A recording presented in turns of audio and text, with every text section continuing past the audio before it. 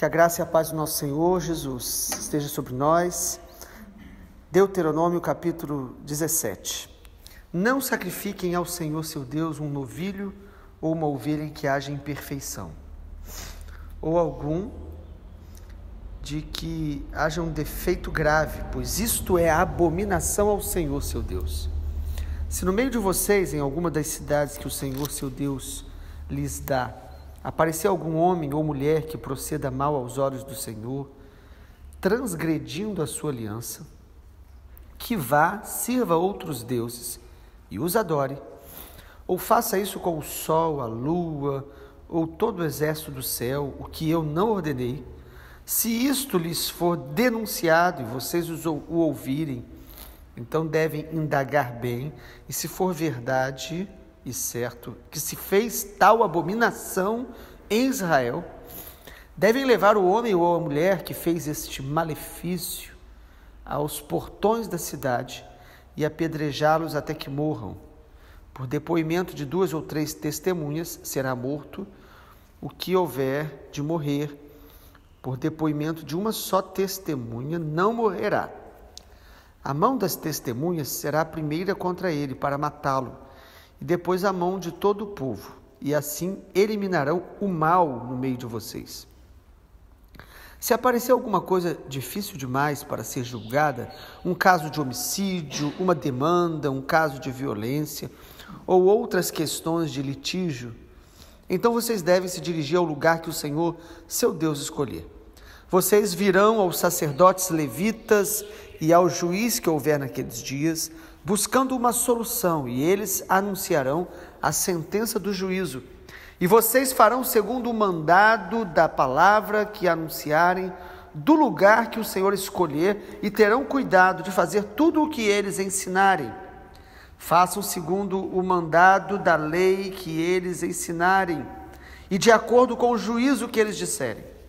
Da sentença que eles anunciarem, vocês não devem se desviar nem para a direita nem para a esquerda. A pessoa que se mostrar orgulhosa e não der ouvidos ao sacerdote que está ali a serviço do Senhor, o seu Deus, nem o juiz, essa será morta. E assim vocês eliminarão o mal de Israel, para que todo o povo ouça, tema e jamais se encha de orgulho.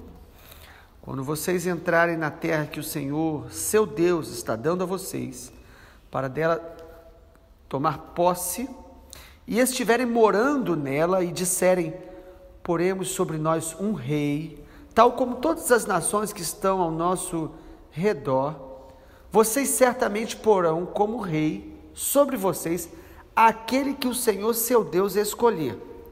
Homem estranho que não seja do meio dos seus compatriotas, vocês não devem pôr como rei sobre vocês, e sim um do meio dos seus compatriotas.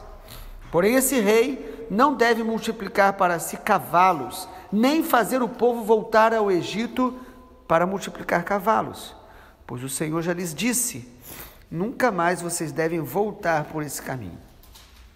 Esse rei também não deve tomar para si muitas mulheres, para que o seu coração não se desvie, nem deve acumular muita prata e muito ouro.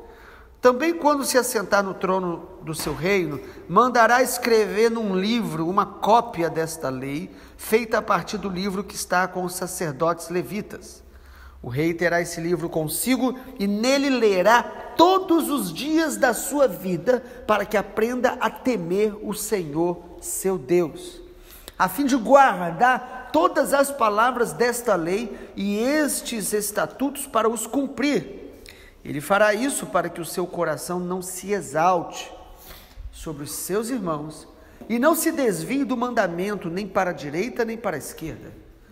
Assim prolongará os dias do seu reinado, ele e os filhos dele no meio de Israel.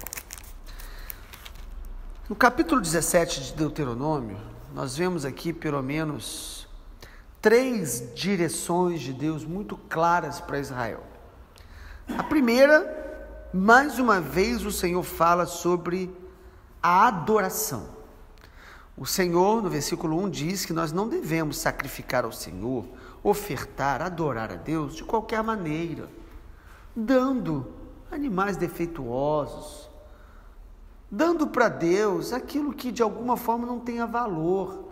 O Senhor está dizendo: não dê ao Senhor uma ovelha que haja imperfeição. Isso é abominação ao Senhor. Sabe, irmãos, nós devemos louvar, servir ao Senhor, nos comprometer com Deus e com a obra de Deus de maneira inteira, de coração inteiro, um amor pleno, dando ao Senhor honra que lhe é devida. E ainda, sobre a adoração, o Senhor coloca para nós que a adoração exclusiva a Ele deve ser sempre uma preocupação no meio do seu povo. Nós não devemos misturar a adoração a Deus com outras entidades, com outras práticas de sincretismo. A palavra sincretismo é você tentar misturar elementos de religiões diferentes, de crenças diferentes. Ou seja, você diz: eu adoro a Deus, a Yahvé, eu adoro ao Deus triuno, a Jesus, mas eu adoro também algumas práticas místicas, superstições e outros deuses, e os astros, e eu consulto o horóscopo, e eu adoro também a criação. O Senhor está dizendo aqui que nós estamos transgredindo a aliança se a gente fizer isso. Olhe comigo no versículo de número 2, se no meio do povo, alguma das cidades, aparecer alguém que proceda mal aos olhos do Senhor, transgredindo a sua aliança, que vá servir a outros deuses e o adore, fazendo isso com o sol, com a lua, com o exército do céu, que eu não ordenei, isso deve ser denunciado. Nós devemos denunciar no sentido de reprovar toda idolatria e todo sincretismo. Há muitas pessoas, para atrair multidões e até atrair a atenção das mais variadas formas, ele traz para a adoração ao Deus único elementos da superstição e da idolatria de outras religiões. Yahvé é o único Deus, só Ele deve ser adorado. O Deus triuno, Pai, Filho e Espírito Santo, um único Deus. Inclusive, Israel tinha uma inclinação constante para adorar a Baal, Deus dos povos daquela terra dos cananeus. Também adoravam a Azerá, uma deusa feminina, que na cultura dos povos que não conheciam o Senhor, era como se fosse uma deusa feminina, de alguma forma companheira de Yahvé, uma grande abominação. O Senhor não trata dessas questões de maneira superficial, porque toda idolatria é transgressão à aliança. Toda idolatria, versículo 4, chama de abominação. Toda idolatria ofende o coração de Deus, então a idolatria deve ser eliminada do nosso meio e do nosso coração. Nós podemos idolatrar até formas de adoração que a gente prefere. Nós podemos idolatrar o nosso próprio coração. No Novo Testamento, o povo de Israel já havia sido liberto da idolatria a qualquer outro Deus visível, qualquer Deus feito pelas mãos humanas. Mas a idolatria do coração é combatida no Novo Testamento, inclusive na igreja do nosso Senhor Jesus, mostrando para nós que todos nós temos uma inclinação à idolatria. Nós podemos idolatrar, por exemplo, a nossa própria opinião. Nós podemos idolatrar, por exemplo, o prazer e fazer só aquilo que a gente gosta e quer, que nos dá prazer. Nós podemos idolatrar o trabalho, o excesso de trabalho, o ativismo, é um tipo de idolatria, a idolatria ao dinheiro, a idolatria muitas vezes a opinião das pessoas, para que elas nos elogiem. Nós podemos idolatrar a preguiça. o excesso de ociosidade. Nós podemos idolatrar o dinheiro. No Novo Testamento diz que a avareza é um tipo de idolatria, a pessoa que se apega ao dinheiro, aos bens materiais. Então, amados, nós precisamos vencer a idolatria na raiz do nosso coração constantemente. O próprio Senhor Jesus fala que os fariseus, eles idolatravam a tradição que eles receberam dos seus pais. Muitas pessoas, por seguir a tradição dos pais e dos avós, anulam a palavra de Deus, e elas preferem continuar na idolatria para não romper a tradição, e elas estão pecando contra o Senhor Yahvé. Amado, nós precisamos amar o Senhor acima de todas as coisas e compreender uma coisa clara na Bíblia: Ele é o único Deus, Ele é o único digno de ser adorado. A nossa confiança precisa estar no Senhor, não é em Deus e mais alguma coisa, é no Senhor. A adoração, então, para Deus, ela precisa ser exclusiva. Mas o capítulo 17, penso eu que também falando acerca de adoração, o Senhor nos ensina como lidar com as questões difíceis que acontecem entre nós. No versículo número 8 diz assim: se aparecer alguma coisa difícil demais para ser julgada, um caso de homicídio, uma demanda, um caso de violência ou outras questões de litígio, vocês devem se dirigir ao lugar que o Senhor escolher, e virão os sacerdotes levitas e o juiz que houver naqueles dias, buscando uma solução. Irmãos, o Senhor está nos mostrando aqui que, por mais que a gente conheça a palavra, tenha a nossa experiência, algumas questões que surgem são difíceis da gente resolver.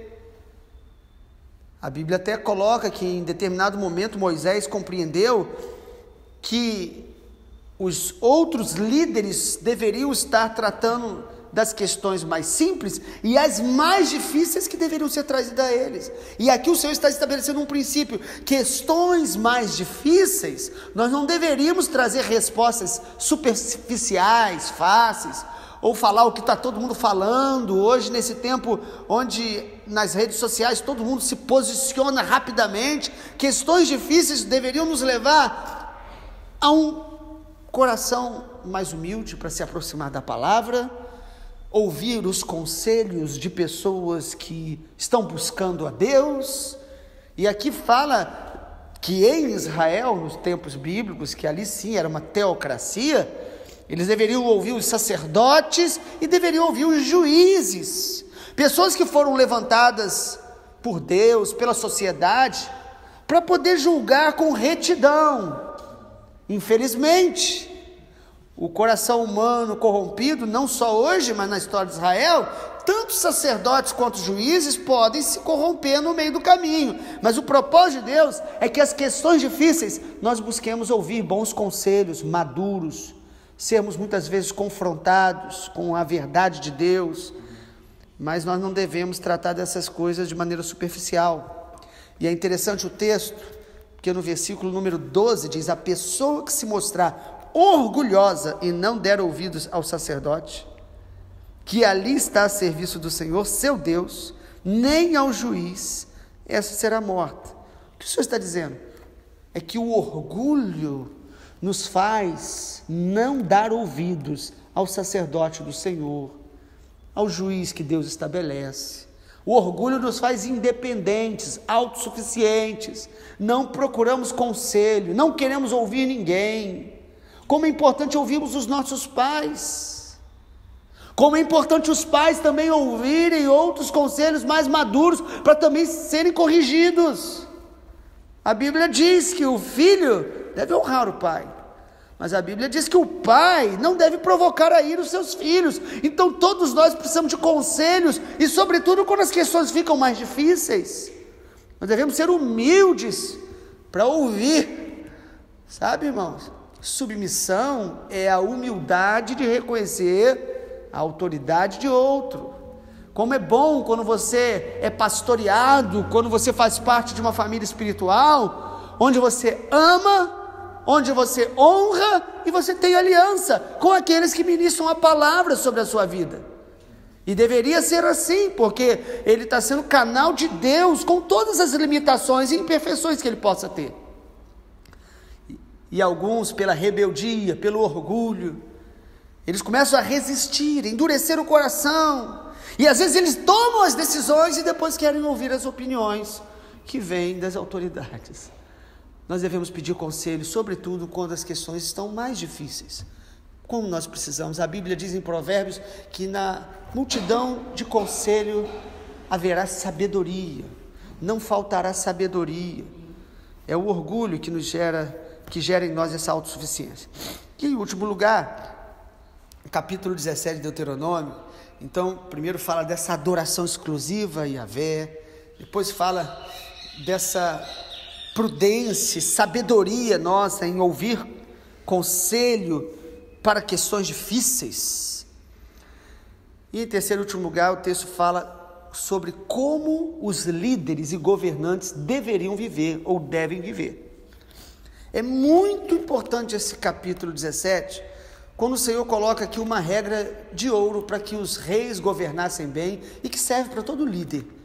O Senhor diz que o rei, primeiro, no contexto de Israel, deveria ser do próprio povo de Israel, não deveria ser de outro povo. Mas o Senhor diz que ele deveria ter cuidados específicos. Olha o versículo 18. O rei não deve multiplicar para si cavalos, ou seja, ele não deveria confiar na sua própria força, ele não deveria confiar no seu próprio poder, ele não deveria ter muitos cavalos para não confiar na sua própria capacidade. Ainda diz mais, o rei não deveria fazer o povo voltar para o Egito para multiplicar cavalos. Versículo 17, esse rei também não deve tomar para si muitas mulheres, nem então a idolatria ao poder, nem a idolatria ao prazer, as mulheres, a imoralidade. Olha que tremendo, como que Deus deixa claro como deve ser o caráter de um líder, um caráter de um rei no contexto, o caráter daqueles que presidem. Eles devem dar exemplo, eles não devem então multiplicar para si cavalos, no sentido do orgulho, do poder, da idolatria ao poder, e nem mulheres, o que era muito habitual do tempo bíblico, nos tempos do Antigo Testamento, os reis terem muitas mulheres, os reis terem muitos cavalos para ostentar a sua força, confiar no seu exército. E ainda o texto diz que eles não deveriam acumular muita prata nem ouro. Que coisa maravilhosa o conselho de Deus, versículo 17. Nem deve acumular muita prata e muito ouro. As tentações do poder, as tentações de quando a gente começa a crescer, de quando a gente começa a ter autoridade. Assim acontece com líderes religiosos, assim acontece com líderes políticos, assim acontece com pessoas que começam a enriquecer, a prosperar na sua vida profissional. Quantas pessoas vão se perdendo no meio do caminho? Elas vão sendo tomadas pelo orgulho, porque agora elas possuem uma posição diante da sociedade. Elas vão se perdendo no meio de muitos prazeres e na imoralidade, e vão se perdendo no meio da cobiça, da avareza, da ostentação. O Senhor está dando um conselho, parece que Salomão errou em todos esses conselhos, quebrou todas essas direções de Deus. Mas talvez a chave mesmo esteja no versículo 18. Quando você se assentar no trono do seu reino, mandará escrever num livro uma cópia desta lei, feita a partir do livro que está com os sacerdotes levitas. Sabe qual é o conselho de Deus para você, para mim, para o rei, para os governantes e para todo ser humano? Nós devemos ter uma cópia, nós devemos ter a palavra de Deus ao lado na nossa cama, não aberta, como se tivesse algum poder de mantê-la aberta, mas para a gente ler todos os dias e meditar nela, como nós temos ensinado há tantos anos em nossa congregação. No versículo de número 18, mande fazer uma cópia. Versículo 19, o rei terá esse livro consigo e nele lerá todos os dias da sua vida. Todos os dias nós devemos ler a palavra, ouvir a palavra, e ainda mais, o Senhor diz, para que aprenda a temer o Senhor seu Deus. nós precisamos aprender a temer o Senhor. O seu coração e o meu não são tementes a Deus. O nosso coração precisa aprender a temer o Senhor todos os dias, e não há nada que nos faça temer o Senhor profundamente maior do que uma leitura e meditação diária na palavra. Não é só ler. Pessoas que leem, explicam, como os fariseus faziam, mas eles não praticam. O texto diz: leia todos os dias, para que você aprenda a temer, a fim de guardar as palavras dessa lei. É para praticar, e estes estatutos para os cumprir. O versículo 20, ele fará isso, para que o seu coração não se exalte sobre os seus irmãos. Se nós meditarmos na palavra e praticarmos, o maior fruto vai ser a humildade. Nós não vamos nos sobressair sobre os demais. Há pessoas que vão usando até a Bíblia para se orgulhar do seu conhecimento, como os fariseus o faziam. Mas o Senhor está dizendo que se a palavra entrar no nosso coração, vai nos tornar mais humildes, mais dependentes de Deus, mais quebrantados, mais cheios de temor. Versículo 20, fará isso para que o seu coração não se exalte sobre os seus irmãos e não se desvie do mandamento nem para a direita nem para a esquerda, e assim prolongará os dias do seu reino, ele e os filhos dele no meio de Israel. É o segredo que o Senhor deu a Josué. Aqui o Senhor está falando para o rei. Você pode dizer: isso era para o rei de Israel. Não, amado, isso é princípio bíblico, que o Senhor diz para Josué: medita na minha palavra de dia e de noite, e os seus inimigos vão cair. A questão não é você ficar preocupado com os inimigos, a questão é você estar meditando e praticando a palavra todos os dias, que o teu coração vai ser cheio do temor, da santidade de Deus, da humildade de Jesus, da autoridade do Senhor, e os inimigos vão cair.